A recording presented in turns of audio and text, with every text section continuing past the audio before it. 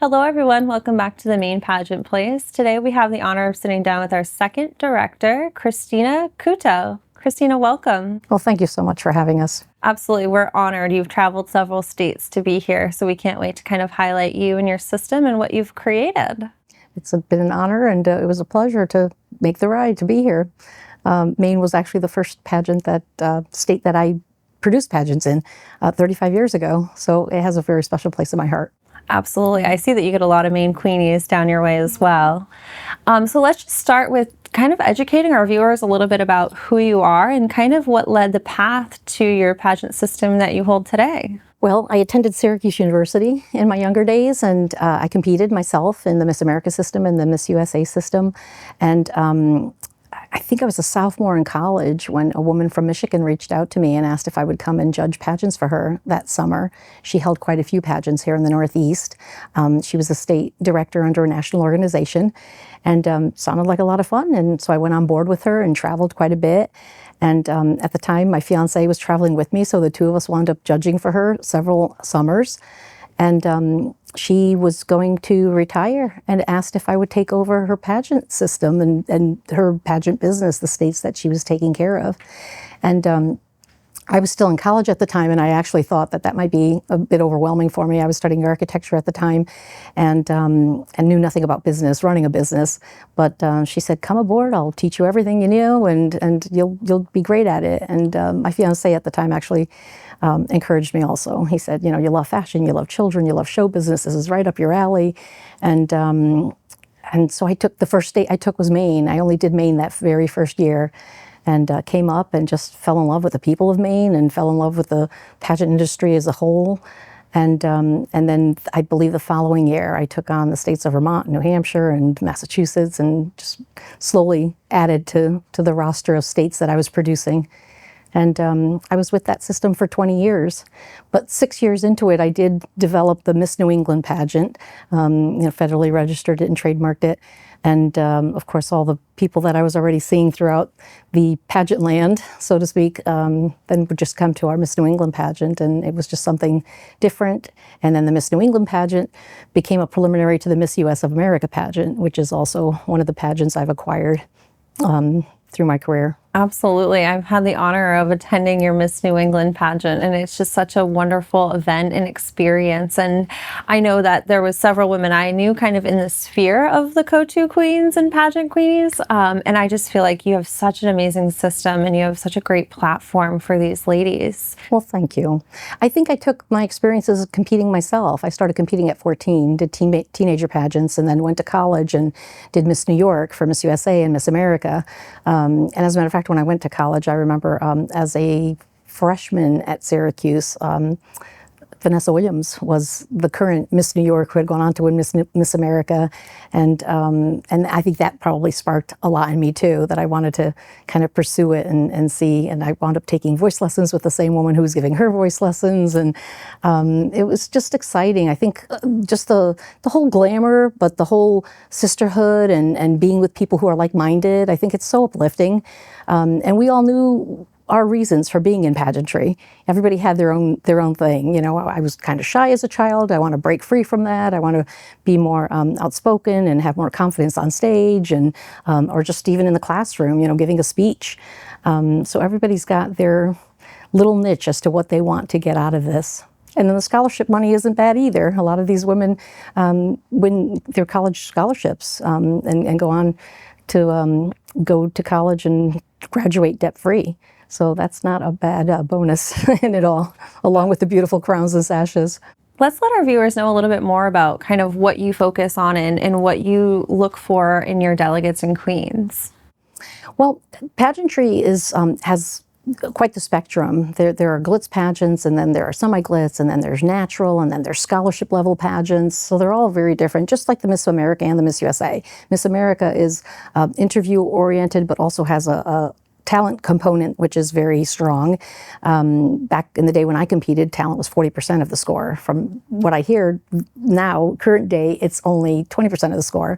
But you have to have a strong talent in order to win a state competition for Miss America and then to go on and win Miss America. Whereas Miss USA is strong in swimsuit. They do not have a talent competition. neither of them are really considered beauty pageants, but of course, beauty is in the eye of the beholder. Our pageants are not, there's no score for facial beauty, no score for beauty of the figure. It's basically an overall appearance score, which we tell the judges basically, you know, from head to toe, how do they look? Do they present well? Are they poised and charming on stage? You know, we're looking for the total character of the person, a package deal, but it's not, we're not focused on who's got the prettiest eyes or who's got the prettiest smile, the prettiest hair. It's really how you look from head to toe. We also tell the judges it doesn't matter to us whether the girl is wearing a $10 consignment dress or a $100 dress or a $1,000 dress. It's how she carries herself in that dress that is so much more important than how much that dress cost. And how confident she feels in it and looks in it and glides across that stage, you know?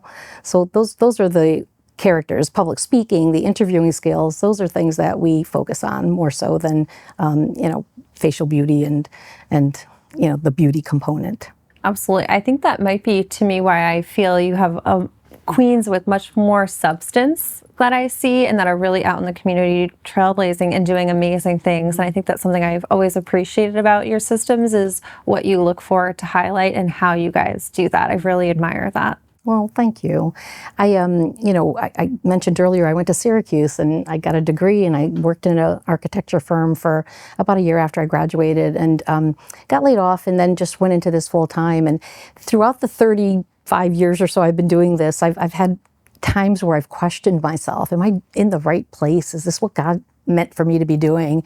And occasionally I'll get a letter from a past contestant or a past queen, you know, telling me that they just landed their dream job and they owe it to the interview skills and just the etiquette and the camaraderie and the social skills that they've learned through pageantry. They feel like that all came together to help them with that all-important interview to land their dream job.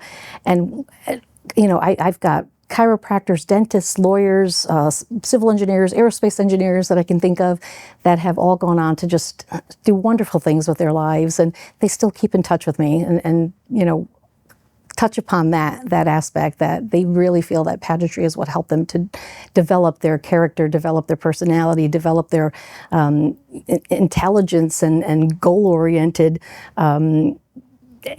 characteristics that helped them to achieve what they wanted to achieve in life.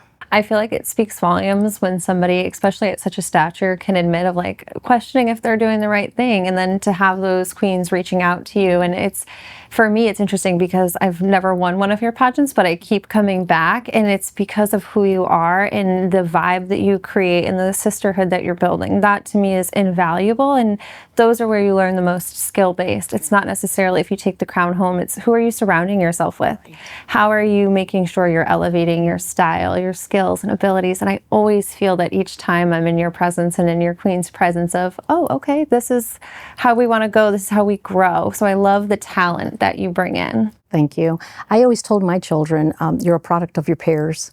So if you spend time with people who are goal-oriented and have, you know, just high achievement in their minds and want to go and pursue big things, and you're going to soak up some of that energy as opposed to staying home and not doing things and just, you know, attached to your computer or playing games or, you know, there's a time and place for everything, and there's always so much to gain from being around the people that I think we attract at our pageants.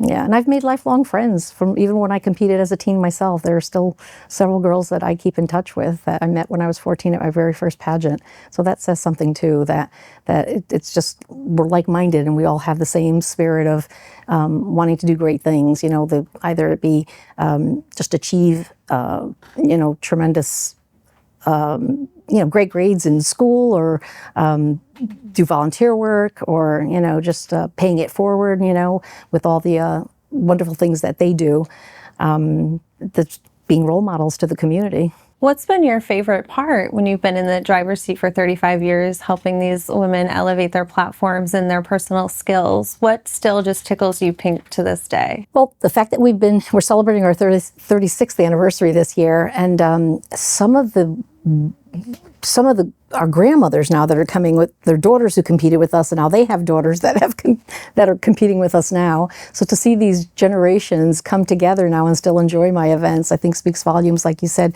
just to the people that we attract, that they've made friends and want to come back and experience that again. But I still picture several of these little girls that came in hiding behind their mom's skirts and so shy, and the mother's telling me that I'm here, we don't know what we're doing, but hopefully this will be groundbreaking for them, and they'll make friends and look at this differently and want to be on stage with some excitement. And then that happens, they come back year after year, and then they wind up winning, as preteens or as teens. And I've seen, again, those same girls that were so shy go on to win in the Miss USA system and the Miss America systems, and become, chiropractors and doctors and dentists. And so I've seen them from childhood grow up and learn that self-confidence and self-esteem, and I think it's through their peers at the pageants that lift them up and tell them, you could do it, and everybody claps, and everybody's supportive of one another, and that's something that I instill in everybody at our pageants. Don't just clap for the people clap for everybody, and let's be a support system for everybody. I think something else that resonates is I've done a few pageant systems now with directors who have never done a personal pageant themselves. Mm-hmm. And I really feel like that little touch of you being a pageant queen helps with that environment that you create. You really understand what it's like for delegates walking in there, whether it's their first time, second, 10th, 12th. Mm-hmm. And so I just really appreciate that kind of whole contextual look that you have on this kind of experience. Absolutely. We put on theme parties at all of our pageants, and I know my staff has sometimes said, this is a lot of work to put on the pageant and put on a theme party, but it's at that theme party where the connections are made, and they're able to let their hair down and make friends and know that they're not being judged, because there's no judges in the room, so they can really have fun and play games with our DJ and dance. And I think that's so important. We always do that the night before the actual pageant, so that they can then enter the next day, going into interview and going on stage for the actual pageant, knowing that they made friends the night before, and they're all in it together. They're all rooting for each other, and I think that's so important. That's what Couto pageants are all about. We always say, friends are friends forever, and we even play that song at some of our pageants. If you've ever been to one of our pageants where we've, oh yeah, it's true. Friends are friends forever. You make a friend at a Couto pageant, and hopefully you can keep them for a while. What's the biggest thing that you would like to help people know about Couto pageants that maybe will help break a ceiling for them? That we're judging the individual. We're not judging, especially with the children, we're not judging the makeup job. We tell the judges, we don't care if the children are wearing a full face of makeup or no makeup at all. They're not being judged on their makeup job. I mean, the makeup sometimes for the child will make them feel more confident, make them feel prettier, and give them that pizzazz that, this is what this is all about. But it really isn't, especially with the children 12 and under. We give them the option of whether or not to wear makeup, and it's not a deal breaker if they choose not to. We tell the judges, you're judging the person, not the makeup job. And just look for somebody with a good heart, and for the older contestants, look for somebody who's going to be a great role model for the younger contestants. And just, we want to pick people who are really happy to be there and are going to wear the title with pride, and hopefully take it out there, do community service with it, be in parades, go read books at elementary schools, and raise money for St. Jude's, which is something that our organization has been doing since 1989. It's I always tell them we're at a pageant today, having a great time and competing for crowns and sashes. But unfortunately, there are so many children in the world that are competing for their lives on a daily basis. So if we can do anything, no matter how small or how big, to help a child who maybe is in a bed at St. Jude's, become well at some point, that's something great that we're doing at the pageants. Absolutely, keeping perspective. Mm-hmm. I appreciate that. Mm-hmm. So let's let everyone know about what pageants fall under your Couto umbrella, because I know there's a few of them. And then if you want to give the general time frame, so they might have an idea of what could fit on their schedule. So this particular year, we have about 7 pageants that fall under the Couto pageant umbrella. We just had Miss New England, which is always in March. That's a pageant that's usually held in the Connecticut-Massachusetts border, and anybody from the Northeast can actually compete. We do allow all the 6 New England states and New York and Pennsylvania to come up and compete for Miss New England.